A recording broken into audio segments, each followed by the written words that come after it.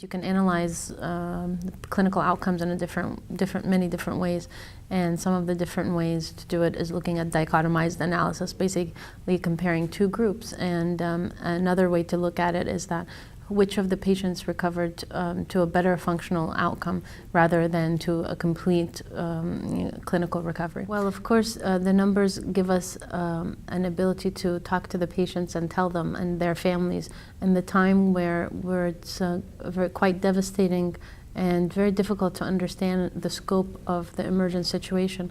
We need to be able to communicate to these families and to these patients that we have a therapy to offer, and we give them more concrete understanding of what that therapy can mean in terms of their clinical outcome and their benefit.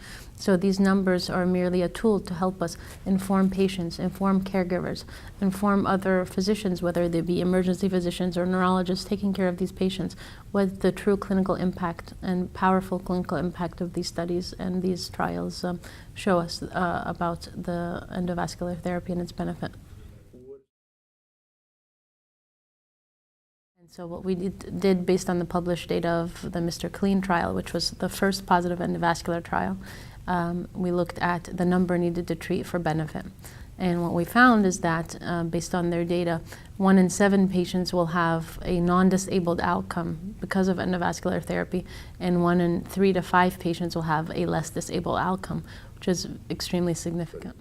Well, now we know based on these trials, finally what we've been doing in clinical practice, and we've believed for years. Now we have essential proof that this is helpful for patients, and we anticipate that that becomes the clinical standard of care for patients. So patients who have large vessel occlusions and ischemic stroke because of large vessel occlusions, now we can say that removing these clots in patients with favorable imaging, patients whose we still have brain tissue to save, we're removing the clot in a swift manner, in a safe and effective manner, in experienced hands, definitely leads to much better outcomes.